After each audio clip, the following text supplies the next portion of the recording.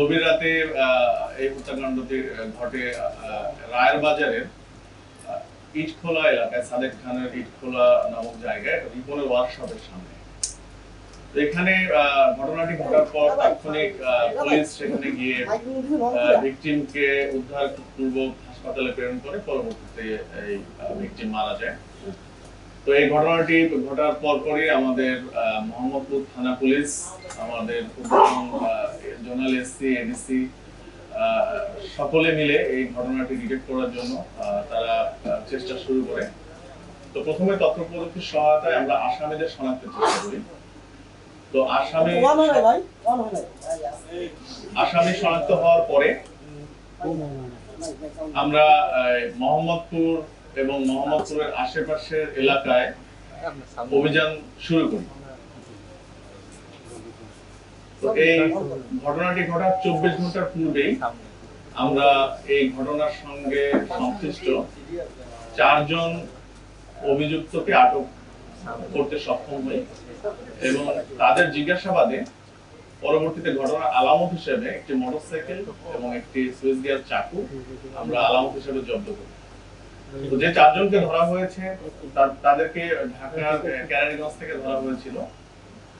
4 জনের নাম হলো মুন্না, আক্তার, মিরাজ এবং নয়ন ওরফে খোকন। তো আসামিদের জিজ্ঞাসাবাদে আমরা যতটুকু প্রাথমিকভাবে জেনেছি যে এই আক্তার এবং এই আমাদের যে ভিকটিম আসাদুল ওরফে লম্বু আসাদ, তাদের মধ্যে একটি মারামারির ঘটনা ঘটে বেশ কিছুদিন পূর্বে, যেটির প্রেক্ষিতে আক্তার লম্বু আসাদকে আসামি করে একটি মামলা করে। পরবর্তীতে এই মামলায় আমাদের ভিকটিম পুলিশের কাছে অ্যারেস্ট হয়েছিল এবং জেলও খাটে। পরে কিছুদিন আগে জামিনে মুক্তি পেয়ে এই ভিকটিম বের হয়ে আসার পরে এই ঘটনা রেশ ধরে সেই সাথে এই আক্তারের সাথে আগের টাকা পয়সা সংক্রান্ত একটা বিরোধতা ছিল। এই দুটি কারণে আক্তার প্রতিশোধ স্বরূপ এই আমাদের যে ভিকটিম লম্বু আসাদ, তাকে তারই বন্ধুদের সহযোগিতায় এই ঘটনাস্থল, যেটি এর আগেও বলেছি রায়ের বাজার সাদেক খানের ইটখোলা এলাকায় রিপনের ওয়ার্কশপের সামনে গভীর রাত্রে তার বন্ধুর মাধ্যমে ডেকে পাঠানোর পরে তার বন্ধুর সঙ্গে একসঙ্গে এখানে আসার পরে অতর্কিত হামলার শিকার হয় এবং বেশ কয়েকটি ছুরিকাঘাত তাকে করা হয় এবং ইট দিয়ে তাকে আঘাত করা হয়। তো এখানে এই 4 জনের বাইরেও আমরা আরো কয়েকজনের নাম পেয়েছি, তদন্তের স্বার্থে এখন আমরা বলছি না। তাদের ধরার জন্য আমরা অভিযান অব্যাহত রেখেছি। আশা করছি অচিরেই বাকি আসামিদের আইনের আওতায় আনতে সক্ষম হব। তো এই ঘটনায় এই ভিকটিমের বোন, চাচাতো বোন বাদী হয়ে একটি মামলা করেছে। এই আসামিদের কিছুক্ষণের মধ্যে আমরা বিজ্ঞ আদালতে সোপর্দ করব এবং রিমান্ডের প্রেয়ারও আমরা করেছি। আর আসামিদের নামে যে 4 জন আসামিকে আমরা ধরেছি, আসামিদের নামে একাধিক মামলা রয়েছে এবং আমরা আশা করছি যে আসামিদের আমরা হয়তোবা সঠিক ইয়ে করতে পারবো। এই ভিকটিম এবং আসামিরা পূর্ব পরিচিত এবং বেশ কিছুদিন আগে আক্তার, যে আসামি আমরা ধরেছি, এই আক্তারের সাথে একটি ঘটনা সম্পর্কে মারামারি হয় এবং মারামারিতে ভিকটিম এই মামলার আসামি ছিল। তো সে জামিনে মুক্তি পাওয়ার পরে আক্তারের যে রাগ ছিল তার প্রতি, এই রাগটি তখনও কমে না এবং টাকা পয়সা নিয়েও তাদের মধ্যে একটি বিরোধ ছিল।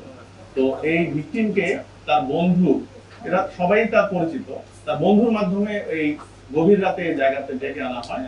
একটি জরুরি কলা পরামর্শ অথবা আলাপ হয়েছে, এরকম একটি তথ্য দিয়ে তাকে নিয়ে আসা হয়। তারপর অতর্কিত তাকে হামলা হয়। আপনারা অনেকেই হয়তো সিসি ক্যামেরার ফুটেজ দেখেছেন যে তাকে তার যে বন্ধুটি ডেকে নিয়ে আসছে ঘাড়ে হাত দিয়ে কিন্তু তাকে নিয়ে যাচ্ছে। তারপর নিয়ে যাওয়ার কিছুক্ষণ পরে কিন্তু আশপাশ থেকে কয়েকজন এসে তাকে অতর্কিত হামলা করে এবং ইট দিয়ে আঘাত করে, ছুরিকাঘাত আঘাত করে। এই বিষয়গুলো কিন্তু আমরা অনেকেই সোশ্যাল মিডিয়ার মাধ্যমে দেখেছি। তো মোটিভ হলো টাকা পয়সা এবং পূর্বের একটি মামলার জের। আমরা এখন পর্যন্ত ভিকটিমের নামে 6টি মামলা পেয়েছি, 4টি মাদক, একটি অন্যান্য ধারার মামলা আর একটি দ্রুত বিচার আইনের মামলা। আর ভিকটিম আমরা যতটুকু পেয়েছি, ভিকটিমের নির্দিষ্ট কোনো পেশা নেই। সে বিভিন্ন ভাবেই তার জীবনযাপন করতো, বিভিন্ন যখন যে কাজ পেয়েছে সেই কাজ করে সে জীবিকা দেখেন। যে আসামি বলবো না, অভিযুক্ত যে 4 জনকে আমরা ধরেছি, এই 4 জনের মধ্যে তাদেরকে সিসি ক্যামেরা দেখা যাচ্ছে, তারপরেও কিন্তু তারা এসে বলতেছে তারা নির্দোষ। তো এখন তারা কার কথায় কাজ করে, কার ইয়েতে কাজ করে, এটা আমাদের কাছে যদি বলে তাহলে আমরা অ্যাকশনে যেতে পারবো। পরে সে যদি ডিক্লাইন করে তাহলে তো আমরা একজনকে ধরে নিয়ে আসে, পরে দেখা গেলো যে সাক্ষী আমার সেই বলতেছে না আমি এর আন্ডারে কাজ করি, তখন তো পুলিশ বিতর্কিত হবে। ফলে আমরা জেনে বুঝে একবার উপযুক্ত তথ্য প্রমাণ পেলে তখন সে যেই হোক না কেন সে পর্যন্ত আমরা আশা করি আমাদের তদন্ত অব্যাহত রাখবো। তো ধন্যবাদ সবাইকে, আশা করি